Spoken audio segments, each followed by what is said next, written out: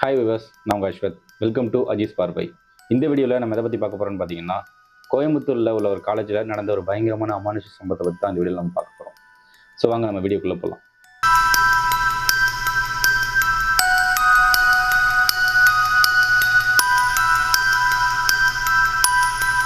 சேலம் மாவட்டத்தை சேர்ந்த செல்வி அப்படின்ற ஒரு பெண் 12வதுல நல்ல மதிப்பெண் எடுத்திருக்காங்க. ஸோ அவங்க நல்ல மதிப்பெண் எடுத்து ஒரு பெரிய காலேஜில், கோயம்புத்தூரில் இருக்கிற ஒரு பெரிய காலேஜில் படிக்கணுன்ற ஒரு ஆசை தான் அவங்களுக்கு. ஆனால் அங்கே படிக்க வைக்கிற அளவுக்கு அவங்க குடும்பத்துடைய சூழ்நிலை இல்லை. ஆனாலும் அவங்க அப்பா அம்மா என்ன பண்ணுறாங்கன்னா, தம் பொண்ணு ஆசைப்பட்டதுனால அவங்க வீட்டில் இருக்கிற ஒரு நிலத்தை அடமானம் வச்சு எப்படியோ அந்த காலேஜில் அட்மிஷன் வாங்கிடுறாங்க. அட்மிஷன் போட்டுட்டாங்க. அட்மிஷன் போட்ட அன்னைக்கு ஜாயினிங் டேட் என்னைக்கு அப்படின்றத அவங்க பேரண்ட்ஸ் கிட்ட சொல்லிடுறாங்க.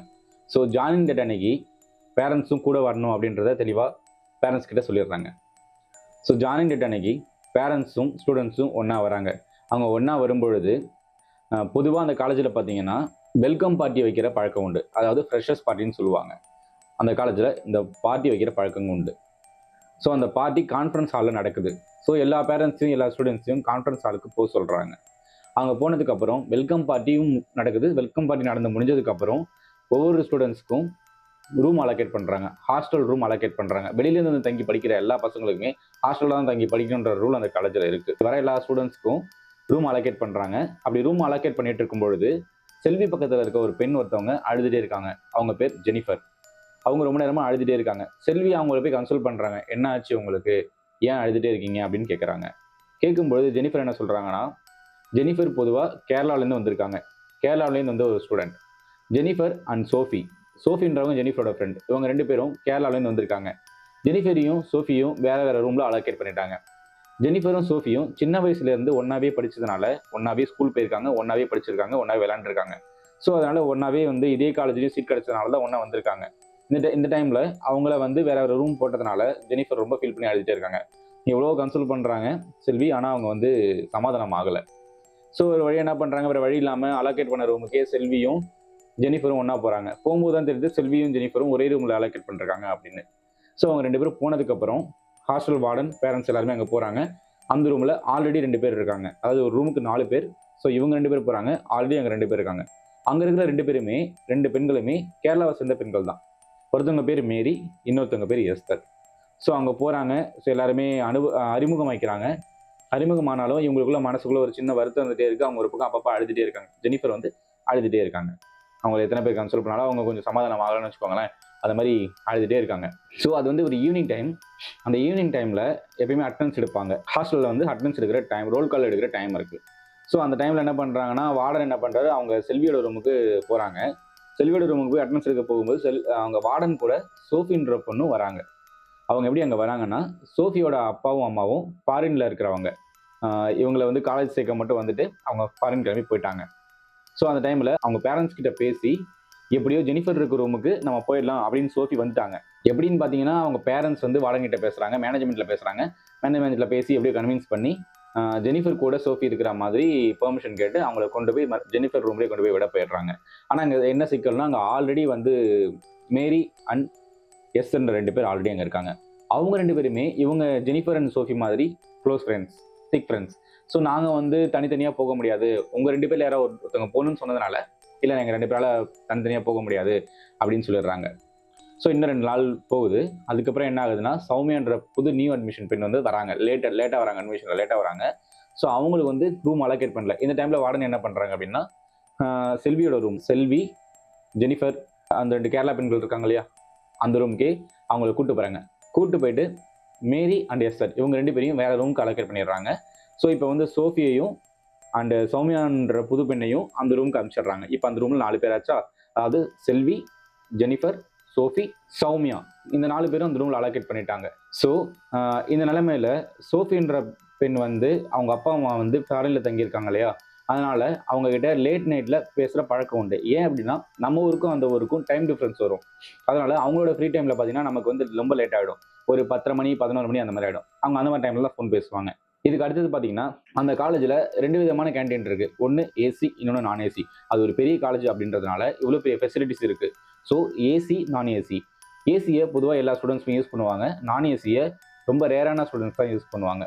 ஸோ இந்த சமயத்தில் சோஃபி என்ன பண்ணுறாங்கன்னா, ஃபோன் பேசினா வளர்ந்துட்டுவாங்க, யாராவது சொல்லுவாங்கன்ற ஒரு பிரச்சனைனால நான் ஏசிக்கு போயிடுறாங்க.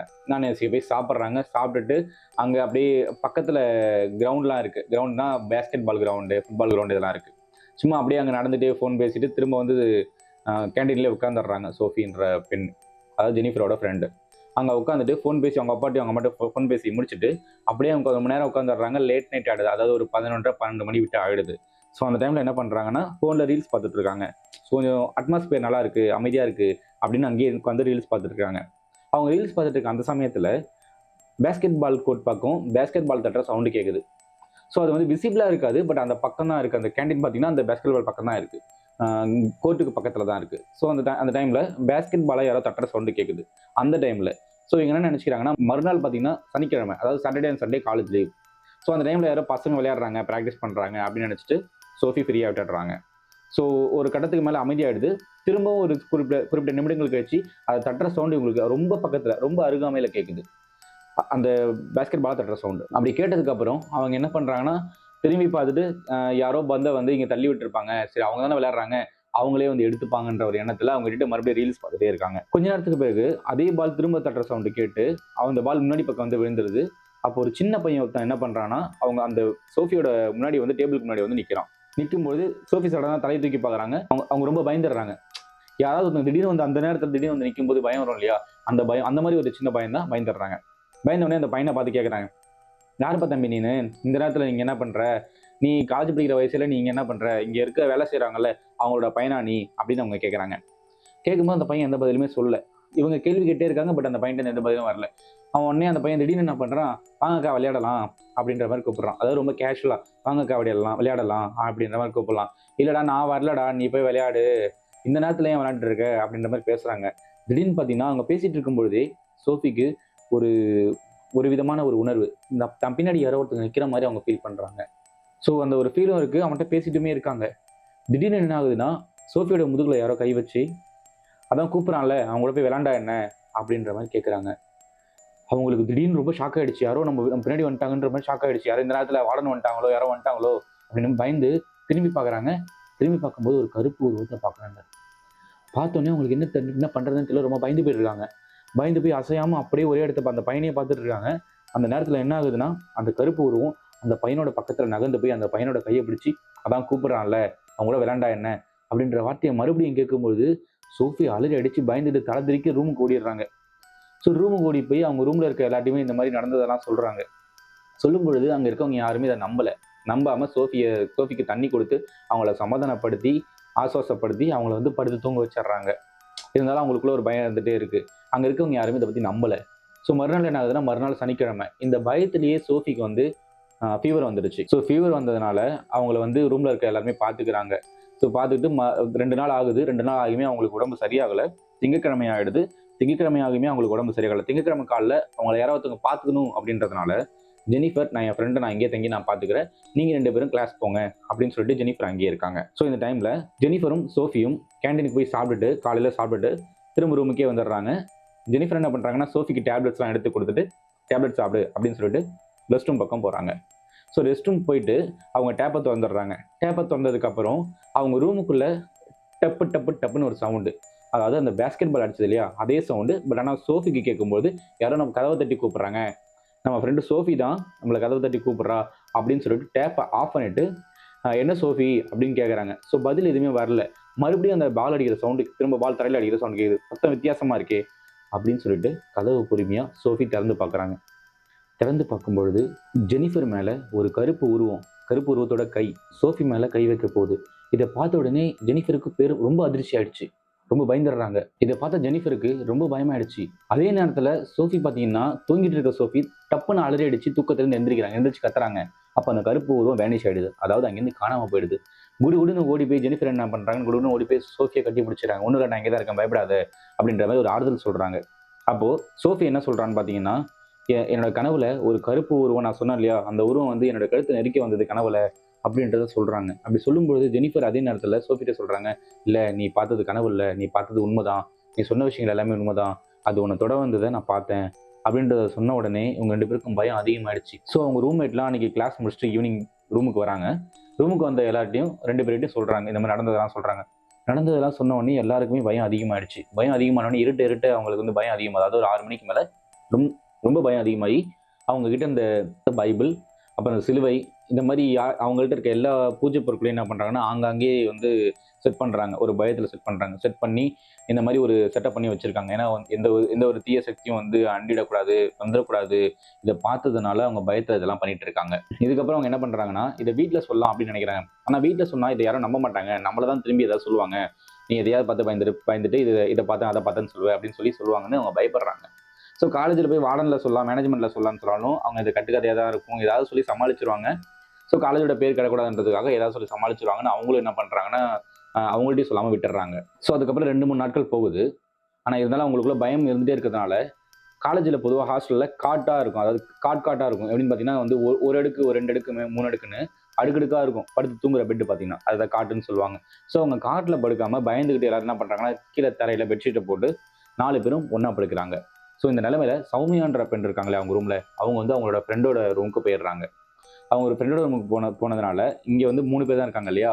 இந்த ரூமில் ஆல்ரெடி எஸ்தர் அண்ட் மேரின்ற 2 பேர் இருந்தாங்கல்ல, அவங்க 2 பேரும் இவங்க கூட மெர்ஜ் ஆன ரொம்ப ஃப்ரெண்ட் ஆனதுனால ஸோ அவங்க என்ன பண்ணுறாங்கன்னா இவங்க கூட வந்து தங்கிக்கிறாங்க. இப்போ 5 பேராக அந்த ரூமில் தங்கியிருக்காங்க, கீழே தங்கியிருக்காங்க. இந்த விஷயமெல்லாம் தெரிஞ்சது அவங்க 2 பேர் தான்.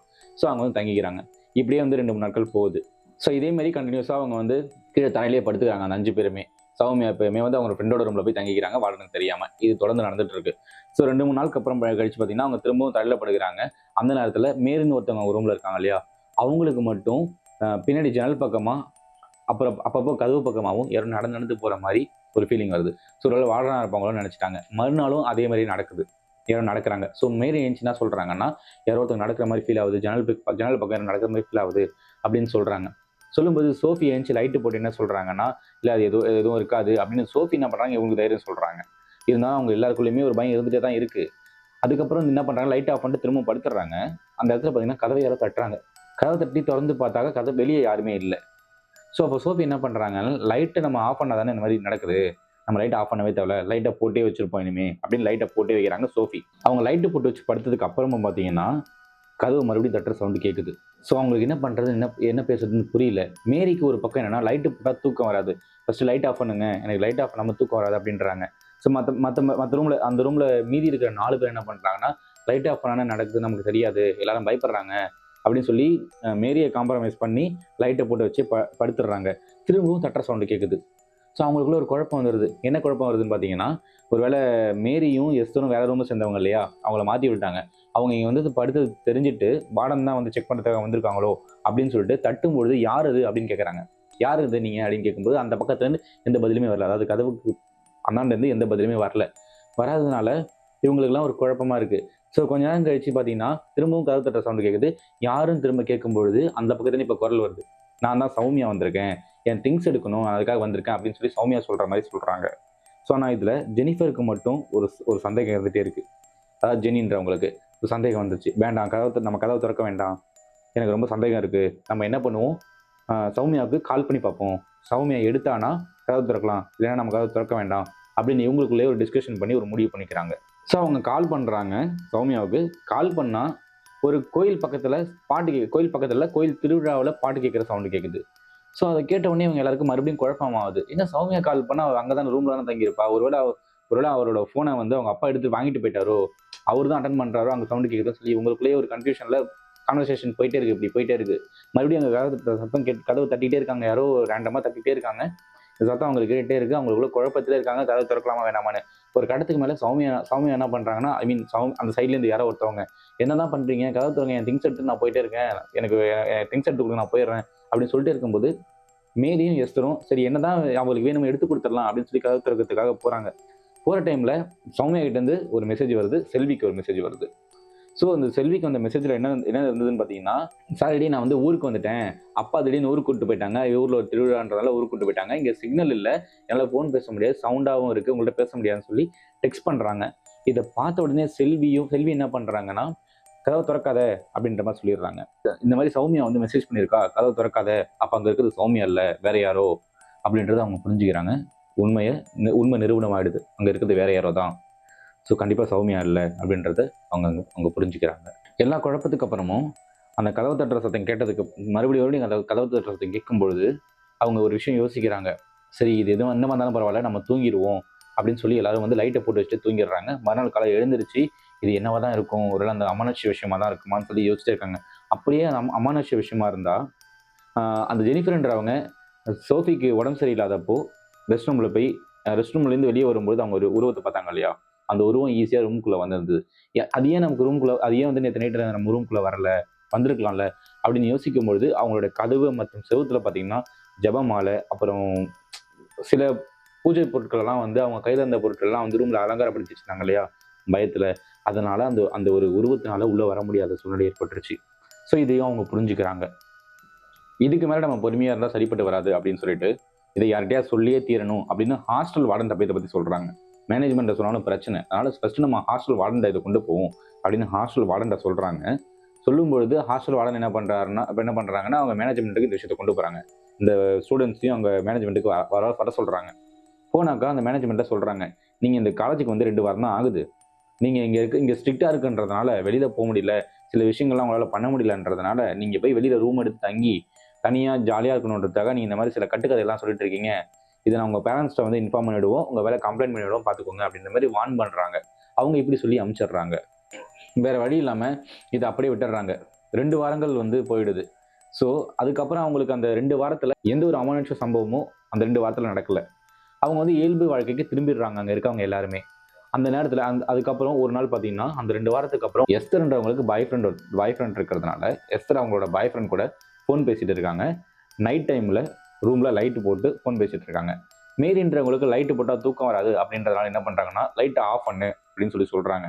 ஸோ வேறு வழி இல்லாமல் லைட்டை ஆஃப் பண்ணிட்டு எஸ்தர்ன்றவங்க என்ன பண்ணுறாங்கன்னா வராண்டாவில், அதாவது ரூமை விட்டு வெளியே போயிட்டு ஃபோன் பேசிட்டு இருக்காங்க. வராண்டாவில் நடந்து ஃபோன் பேசிட்டு இருக்காங்க. இந்த பக்கமும் அந்த பக்கம் அவங்க நடந்து ஃபோன் பேசிட்டே இருக்கும்போது அந்த கேண்டீன் பார்த்தீங்கன்னா அவங்க ரூமோட வராண்டாவில் இருந்து தூரத்தில் அந்த கேண்டீன் ஸ்ட்ரைட்டாக தெரியும். கேண்டீனுடைய வாசலுங்கிறது தெரியும்.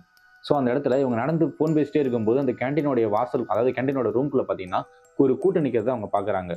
அங்கே ஒரு லைட் தான் இருக்கும் அந்த கேண்டீனில். நான் ஏசி கேண்டீனில் ஒரு பெரிய லைட் தான் இருக்கும். அது வந்து ஓரளவுக்கு நல்ல வெளிச்சமாக இருக்குன்றதுனால ஒரு லைட் இருக்கும். அந்த அந்த வெளிச்சத்தில் ஒரு கூட்டம் நிற்கிறத இவங்க பார்க்குறாங்க. சரி, ஒருவேளை சோஃபி பார்த்த மாதிரியே வேற யாராவது பார்த்துருப்பாங்களோ, இந்த பிரச்சனையை பற்றி அங்கே எல்லாம் கூட்டமாக நின்று பேசிட்டு இருக்காங்கன்னு சொல்லிட்டு எஸ்தர் என்ன பண்ணுறாங்கன்னா அந்த கூட்டத்தை நோக்கி நடந்து போகிறாங்க. கிட்ட போக போக போக அங்கே எல்லாம் திட்டமாக தெரியுது. கிட்ட அந்த அந்த ரூம்குள்ளே போயிடுறாங்க. ஒரு கட்டத்துக்கு அந்த ரூம்குள்ளே போயிடுறாங்க. அந்த ரூம்குள்ளே போனதுக்கப்புறம் பார்த்தீங்கன்னா யாருமே இல்லை. அங்கே யாருமே இல்லைன்றதை பார்த்தோன்னே அதிர்ச்சியான எஸ்தருக்கு என்ன பண்ணுறதுன்னு புரியல. திடீர்னு பார்த்தீங்கன்னா அவங்கள சுற்றி சரௌண்டிங்கில் முணுமுணுக்கிற குரல் வந்து கேட்குது. ஏதோ ஒரு சைலண்டான முணுமுணுக்கிற குரல். அங்கே தூரத்துலேருந்து பார்க்கும்போது நல்ல வெளிச்சமாக தெரிஞ்ச அந்த ரூமு கிட்டக்கு போனதுக்கப்புறம் ஒரு மாதிரி டிம் ஆக ஆரம்பிச்சிருச்சு. அந்த முணுமுணுக்கிற குரல் வேற. டிம்மாக அவங்களுக்கு என்ன பண்ணுறது தெரியாமல் ஃபோனில் இருக்க டார்ச் அடிக்கிறாங்க. ஃபோனில் இருக்க டார்ச் அடித்து சுற்றி பார்க்கும்பொழுது அவங்களுக்கு என்ன தெரியுதுன்னா, சுற்றி அவங்க டார்ச் அடிக்கும்போது ஒரு கருப்பு உருவம் அவங்க டார்ச் முன்னாடி நகர்ந்து போயிட்டே இருக்கிறத அவங்க பார்த்துட்டே இருக்காங்க. பார்த்தோன்னே பயத்தில் ரொம்ப ரொம்ப அலறி கத்திடுறாங்க. கத்திட்டு அந்த ஃபோனையும் கீழே போட்டுடுறாங்க. ஸோ லைட்டுமே ஆஃப் ஆகிடுது. அதுக்கப்புறம் என்னாச்சுன்னா, தூங்கிட்டு இருக்க மாரி திடீர்னு அலறி போய் எழுந்திருக்கிறாங்க.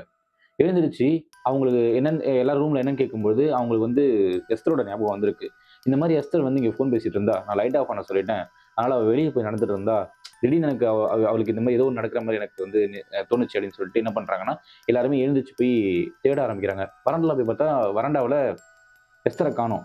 என்ன பண்ணுறது தெரியாமல் ஆங்காங்கே ஒரு இடத்துல தேடுறாங்க. எங்கேயுமே இல்லைன்னு சொல்லிட்டு ஒருவேளை வந்து அந்த கேண்டீன் பக்கம் அவள் போயிருப்பாளோ அப்படின்னு சொல்லி அந்த கேண்டீனை நோக்கி போகிறாங்க. எஸ்தரை தேடுற அவசரத்தில் டார்ச் லைட் எதுவும் எடுத்துகிட்டு போகாமல் ஒரே ஒரு ஃபோன் மட்டும் எடுத்துகிட்டு போயிடுறாங்க. ஸோ உள்ளே போகும்போது என்ன பண்ணுறாங்கன்னா எஸ்தருக்கு வந்து ஃபோன் பண்ணி பார்க்குறாங்க. சரி, இவளுக்கு ஒரு இடம் ஃபோன் பண்ணி பார்ப்போம் அப்படின்னு ஃபோன் பண்ணி பார்க்குறாங்க. ஏன்னா அந்த இடம் ரொம்ப இருட்டாக இருக்கிறதுனால கண்ணு தெரியல. அதனால் ஃபஸ்ட்டு ஃபோன் பண்ணி பார்க்குறாங்க. எஸ்ஸோட ஃபோனு சுவிச் ஆஃபில் இருக்குது. ஏன்னா கீழே வந்துருச்சு இல்லையா, அவங்களோட ஃபோனு சுவிச் ஆஃபில் இருக்குது. இப்போ வந்து டார்ச் அடிச்சு பார்க்கலாம் ஃபோனில் அப்படின்னு சொல்லி ஃபோனில் டார்ச் அடிச்சு பார்க்குறாங்க. டார்ச் அடிச்சு பார்க்கும்பொழுது அவங்க ஃபோனில் வந்து ஃபுல் சார்ஜ் இருக்குது. ஆனால் திடீர்னு அவங்களோட ஃபோனுமே ஆஃப் ஆகிடுது. இப்போ என்ன பண்ணுறதுன்னு அவங்களுக்கு தெரியல. ஃபோனை வந்து கையில் வச்சுக்கிட்டு ஒவ்வொருத்தவங்க என்ன பண்ணுறாங்க, அங்கே 3 பேர் தான் இருக்காங்க. முதல் 4 பேர் போனாங்க. சோஃபிக்கு ஆல்ரெடி இந்த மாதிரி இன்சிடென்ட் நடந்ததுனால சோஃபிக்கு ஒரு பயம். அந்த பயத்தினால சோஃபி அதுக்குள்ளே போகவே இல்லை. சோஃபி வெளியே நிற்கிறாங்க. ஸோ இப்போ என்ன பண்ணுறாங்கன்னா 3 பேரும் ஒவ்வொருத்தவங்களும் தன்னோட கையை பிடிச்சிக்கிறாங்க. கையை பிடிச்சிட்டு ஒரு இடத்துல அங்கங்கே போகிறாங்க, தேடி பார்க்குறாங்க. இருட்டில் போய் ரொம்ப இருட்டாக இருக்கிறதுனால அங்கங்கே போய் முட்டிக்கிறாங்க. சரி, நம்ம கண்டுபிடிக்க முடியல அப்படின்ட்டு என்ன பண்ணுறாங்கன்னா திரும்ப வெளியே வராங்க. சோஃபி தனியாக நிற்கிறா வெளியே, அவளையாச்சும் போய் பார்ப்போம் அப்படின்னு சொல்லி வெளியே வந்துடுறாங்க. வெளியே அவங்க சோஃபியை நோக்கி வெளியே வராங்க. வெளியே வந்து பார்த்தா சோஃபி திடீர்னு பார்த்தா ஏதோ ஒரு இடத்த பார்த்த மாதிரி நிற்கிறாங்க. அவங்கள்ட்ட போய் சோஃபி என்னாச்சுன்னு சொல்லி கேட்கும்போது ஒரு கடினமான குரல்ல சோஃபி வந்து வித்தியாசமான குரலில் பேசுகிறாங்க. அவள் வந்து 5வது டேபிள்கிட்ட தான் இருக்கா, அவளை போய் கூட்டுவாங்க அப்படின்ற மாதிரி ஒரு கடினமான குரலில் பேசுகிறான் சோஃபி. இதை கேட்ட உடனே இவன் ஏன் அப்படி பேசுகிறான்னு புரியாமல் அவங்களுக்குள்ளே பேசிக்கிட்டு, சரி ஓகே நம்ம பேசியிருந்தா சரிப்பட்டு வராது, அவள் சொல்கிறா அட்லீஸ்ட் அதை போய் பார்ப்போம், எதுவுமே பண்ணாமல் இருக்குது போய் பார்ப்போம் அப்படின்னு சொல்லி 5வது டேபிள்கிட்ட போய் பார்க்குறாங்க. அவங்களுக்கு கண்ணும் தெரியாதனால தடவி தடவி தடவி தடவி 1 2 3 4 5 அப்படின்னு ஒரு அடையாளம் வச்சு 5வது டேபிள் போய் கை வச்சு பார்த்தா, அவங்க கை வச்ச உடனே உங்களுக்கு பயம். ஏன்னா யார் மேலேயே கை வைக்கணுன்ற ஒரு பயம் அவங்களுக்கு இருக்குது. பார்த்தா அது கடைசியில் பார்த்தா அது எஸ்தர் தான். ஸோ எஸ்தர் வந்து கூப்பிடும்போது எஸ்தருக்கு சுயநினைவே இல்லை. அவங்க பாட்டுக்கு அப்படியே உட்காந்துருக்காங்க. எஸ்தர் அப்படியே உட்காந்துருக்காங்க. எஸ்தரையும் சோஃபியையும் திரும்ப ரூமுக்கு கூட்டு வந்துடுறாங்க. அங்கேருந்து மேலே ரூமுக்கு கூட்டு வந்துடுறாங்க. கூட்டு வந்ததுக்கப்புறம் யாருமே எதுவுமே பேசிக்கல. அவங்க எல்லாருமே ஒரு விஷயத்த பார்த்து பயந்ததுனால, ஏதோ ஒரு விஷயம் இருக்குன்றதுனால ஒருத்தவங்க பேசிக்காம அமைதியாக எல்லாரும் ஏதோ ஒரு விஷயத்த யோசிச்சுட்டே இருக்காங்க. ஸோ இதெல்லாம் முடியுது. காலை திரும்ப எழுந்திருக்கிறாங்க. திரும்ப காலை எழுந்திரிச்சதுக்கப்புறம் சோஃபி கிட்ட கேட்குறாங்க, நீ வந்து எப்படி அது கரெக்டாக எப்படி சொன்ன, எஸ்தர் இங்கே தான் இருக்கான்றது எப்படி கரெக்டாக சொன்னேன் அப்படின்னு வந்து மேரி வந்து சோஃபிகிட்ட கேட்குறாங்க. அதுக்கு சோஃபி வந்து, நான் என்னத்த சொன்னேன், நான் தான் எதுவுமே சொல்லலையே, நான் வந்து எனக்கு உள்ள வர பயமாக இருந்ததுன்றதுனால நான் வெளியே நின்றுட்டு வராண்டாவிலே நின்றுட்டு கையும் கண்ணையும் மூடி நான் ஜெபம் பண்ணிட்டு இருந்தேன் அப்படின்றத அவங்க சொல்கிறாங்க. இதை கேட்டோடனே அவங்களுக்குலாம் இன்னொரு ஆச்சரியமாகவும் பயமாகவும் இருந்துச்சு. ஸோ எஸ்தருமே என்ன ஆகுறாங்கன்னா, அந்த அன்கான்ஷியஸில் இருக்க மாதிரி இருந்தாங்க இல்லையா, அவங்க நார்மல் ஆயிடுறாங்க. ஸோ நார்மல் ஆனதுக்கப்புறம் மேரி வந்து எஸ்தர்கிட்ட கேட்குறாங்க, நீ ஏன் அங்கே போன அப்படின்ற விஷயத்த அவங்கள்ட்ட கேட்குறாங்க. கேட்கும்பொழுது இந்த மாதிரி கூட்டமாக இருந்த மாதிரி தெரிஞ்சுது, அதனால் அந்த கேண்டீனை நோக்கி போனேன். உள்ளே போனதுக்கப்புறம் லைட்டெல்லாம் ஆஃப் ஆகிடுச்சுன்ற எல்லா விஷயங்களையும் அவங்க வந்து தெளிவாக சொல்கிறாங்க. அப்படி சொல்லும்பொழுது இங்கே தான் அந்த அமானுஷமான சம்பவமே, இங்கே தான் பெரிய அமானுஷமான சம்பவம் இந்த இடத்துல தான் நடந்திருக்கு. ஸோ என்னென்னு பார்த்தீங்கன்னா, எஸ்தருக்கு பார்த்தீங்கன்னா உள்ளே போய் லைட் அடித்தாங்க இல்லையா, கருப்பு உருவம் நகர்ந்த மாதிரி நான் சொன்னேன் இல்லையா, அவங்களுக்கு என்ன விஷயம் தெரிஞ்சிருக்கு அப்படின்றது பார்த்தீங்கன்னா, அவங்களுக்கு அங்கங்கே அவங்க வந்து அதாவது இதெல்லாம் விவரிக்கிறாங்க அவங்க ஃப்ரெண்ட்ஸ் கிட்ட. நம்ம எல்லாருமே வந்து கழுத்தில் வந்து தூக்கு மாட்டிட்டு தொங்குற மாதிரி ஒரு உடம்பு ஃபுல்லாக ரத்தம், தலை ஃபுல்லாக ரத்தம் ஊற்றுற மாதிரி இருக்கிறதா அவங்க வந்து சொல்கிறாங்க. இதை பார்த்து அதிர்ச்சியில் தான் எனக்கு எனக்கு என்ன ஆச்சுன்னு எனக்கே தெரியல, நான் ஒரு மாதிரி அன்கான்ஷியஸ் போயிட்டுன்றதை நான் ஃபீல் பண்ணுறேன் அப்படின்றதையும் அவங்க வந்து அவங்க ஃப்ரெண்ட்ஸ் கிட்ட சொல்கிறாங்க. இந்த விஷயத்தெல்லாம் அவங்க மேனேஜ்மெண்ட்டில் சொன்னதுக்கப்புறமும் மேனேஜ்மெண்ட் இதை பெருசாக எடுத்துக்கலன்றதுனால மேரி, எஸ்தர், சோஃபி அண்ட் ஜெனி இவங்க 4 பேரும் அவங்க வீட்டில் இந்த விஷயத்த சொல்கிறதுக்காக போகிறாங்க. அதாவது ஃபோன் மூலியமா சொல்கிறாங்க. செல்வி மட்டும் என்ன பண்ணுறாங்கன்னா, அவங்க வீட்டில் அதை பற்றி சொல்லலை. ஏன் அப்படின்னா, இவங்க வந்த ஒரு சூழ்நிலையே ரொம்ப மிடில் கிளாஸ்லேருந்து வந்தவங்க. வீட்டில் இடத்தெல்லாம் அடமானம் வச்சு தான் அந்த அட்மிஷன் போட்டிருக்காங்க இல்லையா, இது தெரிஞ்சால் நம்ம படிப்பு பாதியிலே ஸ்பாயில் ஆக போகுதுன்ற ஒரு எண்ணத்தினால அவங்க என்ன பண்ணுறாங்கன்னா, இந்த விஷயத்தை அவங்க வீட்டுக்கு கொண்டு போகல. மற்ற 4 பேரும் அவங்க வீட்டில் சொல்கிறாங்க.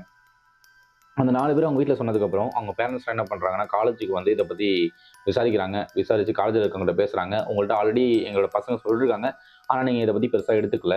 இது நீங்கள் என்னென்னு பாருங்கள். ஏன்னா அவங்க 2 3 தடவை இது சம்மந்தமாக அவங்க வந்து பாதிக்கப்பட்டிருக்காங்க. என்னென்னு பார்க்குறீங்களா? இல்லை நாங்கள் ஏதாவது கம்ப்ளைண்ட் ரைஸ் பண்ணி இதை பண்ணட்டுமான்னு கேட்டதுக்கப்புறம் தான் வந்து மேனேஜ்மெண்ட்லேருந்து என்ன பண்ணுறாங்கன்னா, பேரண்ட்ஸ்க்கு பெர்மிஷன் கொடுக்குறாங்க. இதை நீங்களே கவனிச்சுக்கோங்க. இது வெளியில் தெரிஞ்சால் காலேஜுக்கு கெட்ட பேர் ஆகிடும் அப்படின்னு சொன்னதுனால, ஸோ வந்து பேரண்ட்ஸ் வந்து என்ன பண்ணுறாங்கன்னா, பசங்களை தனிப்பட்ட முறையில் சர்ச்சுக்கும் கோயிலுக்கும் கூட்டிட்டு போயிட்டு சில என்னென்ன பண்ணணுமோ அந்த மாதிரி விஷயங்கள்லாம் பண்ணுறாங்க. அதாவது இந்த மாந்திரிகங்கள் பண்ணணுமா, சர்ச்சில் வந்து ஜபம் பண்ணுறாங்க, அந்த மாதிரி சர்ச்சில் ஜபம் பண்ணுறது, கோயிலுக்கு கூப்பிட்டு போயிட்டு சில விஷயங்கள் பண்ணுறது. அவங்களோட லைஃப் பார்த்தீங்கன்னா அதுக்கப்புறம் நார்மல் ஸ்டேஜுக்கு வருது. அதுக்கப்புறம் எப்பயும் போல நார்மலாக இருக்காங்க. அதுக்கப்புறம் எந்த ஒரு சிம்டம்ஸுமோ எந்த ஒரு பிரச்சனையும் அவங்க லைஃப்பில் அதுக்கப்புறம் வரவே இல்லை.